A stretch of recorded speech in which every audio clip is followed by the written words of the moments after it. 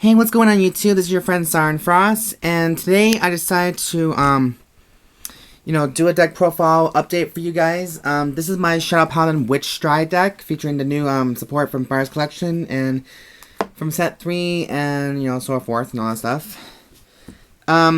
So, before I actually get into this deck profile, I just want to let everyone to know that I have basically a total of 7 decks, for deck profiling to show you guys, but, the 7th one is still under construction, to be perfectly honest, because I need some cards from out of the G set 1 and all that stuff too, so it's going to be a bitch to get, but I got technically 6 upgraded deck profiles for you guys, featuring some of the older stuff that has now got more support.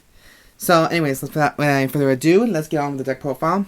So my starting Vanguard, this is, of course, this is the Legion Stride update. And my starting Vanguard is going to be Witch of Banquets Lear. I know many people have strong doubts about her because of her skill. But this is a Witch deck, guys, and I'm very theme-based on some of the decks I do. So, yeah. Anyways, whenever this unit boosts a Vanguard that is in Legion, you may put her in the Soul, and then search your deck for up to 2 Great Zeros and Superior Column at rest. And then shuffle your deck. So, technically, you can call it either Mabe or Goewin, and then you can get their abilities off on the spot. So that's mainly the reason why I mainly main her. So that's kind of why. You can get those effects off either way, to some degree. And I don't know why my camera is acting up like this for. I don't know why. Okay, there it goes. Anyways, so for my trigger lineup, I'm playing, of course, 4 Witch of Black Cat's Milcra, because this is Witch, and I just love the Witch artwork itself. I mean, it's very beautiful. And then again, all the art itself, it's gorgeous. So, Bushy Road, thank you for having people on your staff who are very good artists. Now, here's something very different, you guys. I am playing a 12 crit. This is 12 crits. So, I'm playing 4 copies of the newest Witch trigger is Witch of Black Doves Goewin. It was going to be Pigeons, but then it's Goewin. So, they made a good choice on that one. As long as your Vanguard's in Legion, you can activate the skill. It gains the skill. You can put her on top of the deck, and then if your Vanguard or if your opponent's Vanguard, if your opponent has 2 or more Great Zeros on their side of the field, you can reduce their attack points by 5,000. So she's like a Sakurna in a way, but except you don't have to retire anything. You just put her back in the deck. So. And this is Legion, so you may get those critical triggers back anytime you want. Oh, shit. I forgot. The criticals have to be, on stage for this, so. Sorry, guys, I just got off work, so my brain is still, wrapped by all this. Next, I'm playing 4 copies of Black Crow Witch Ainay.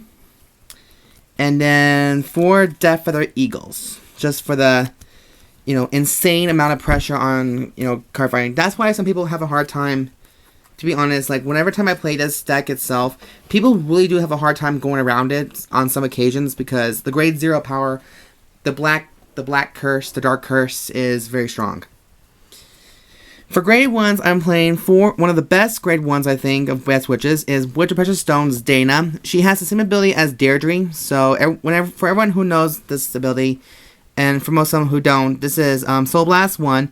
When this unit is called to the rearguard circle, as long as your Vanguard has Witch in its name, you can select one card your opponent select one rearguard that your opponent controls, and switch it to 1 grade 0 from your drop zone. So it fucks up making their abilities if they're not. However, if they are playing another Legion deck other than yours, then that might be in trouble for you too. But that's just me. Next, I'm playing 2 copies of Witch's Familiar Kuroma. What this little guy does is choose a Witch card from your hand and discard it. When this unit is placed in a rearguard circle, if your Vanguard has Witch in her name, and if the number of cards or if the number of grade zeros your opponent controls is 2 or more, you may draw 2 cards from your deck. So he's in there for the drawing power. Next, we play 4 Stride Enablers, or to some people say Stride Fodders, but I say Stride Enablers because it's what it is. And just for the extra stride. And then we got 4 Karma Collectors. Now, I would rather play this over Little Skull Witch in the main, because I don't really want that extra draw power. I just want the damage flipping countercharging because this deck can be really counterblast heavy. So that's why I play Karma Collector instead of the main. So I love the main, but I love Karma too. For grade 2s, we are playing the 12k attackers, and the main Legion mate is Witch of Reality Femme because, you know, that's cool. I have no other thing to say about that. For Deirdre's, the same way as Dana. And then finally, we're playing the newest witch from the Virus Collection. 3 copies of Witch of Intelligence, Dehtail. Now, this is the funny thing. I had a hard time with her skill at first, but her skill is cost 0, so it's a free skill.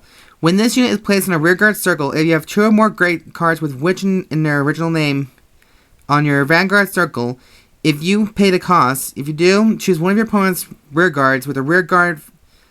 And then your opponent has to look at the top 5 cards in the deck and chooses a grade 0 from among them. And a superior call that in that rearguard circle.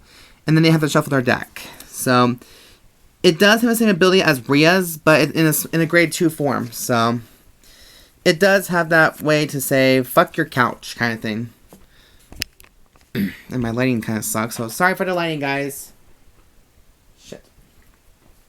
Next, I'm playing 3 copies of what I think is the main boss originally, is Witch of Enchantment Fianna, aka Mesmerizing Witch Fianna.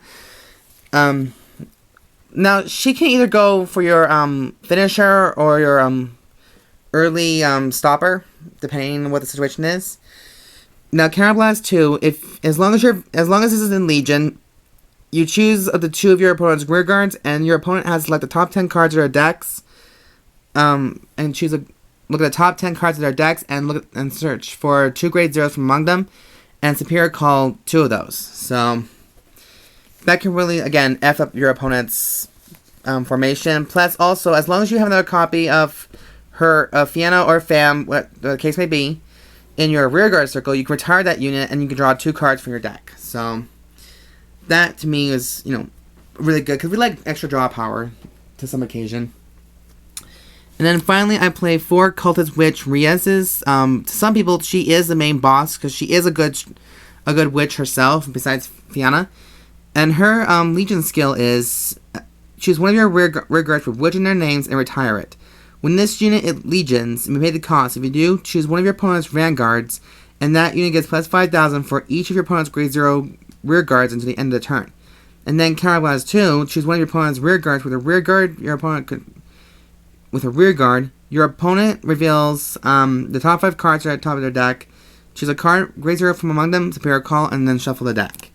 So, same ability as Dehtail in that one, but the different one is the Legion skill. So, that's the main deck, guys. And here's the G. For G units, I play 4 copies of Witch Queen of Transfiguration Sinclair. To be honest, guys, people have a lot of doubts about her because of her skill. And the artwork is great. She reminds me of our Fräulein Maria. But her skill is very, a very risky one. I haven't personally tested out myself, but I'm hoping to. Now, her skill is Counterblast 1 for just 1 turn only. If you have a hard card with witch in their names in a card name, and if your opponent has 2 or more grade 0 rear guards, your opponent reveals the top 10 cards in his or her deck, choose a grade 0 from among them, and then ride it as a vanguard. So basically, she does have a Steel Vampire ability.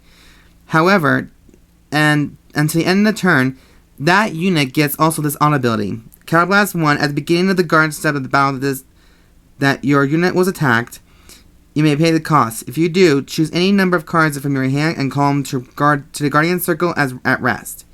And auto skill. At the end of the turn, choose up the 1 card from your soul and write it as stand.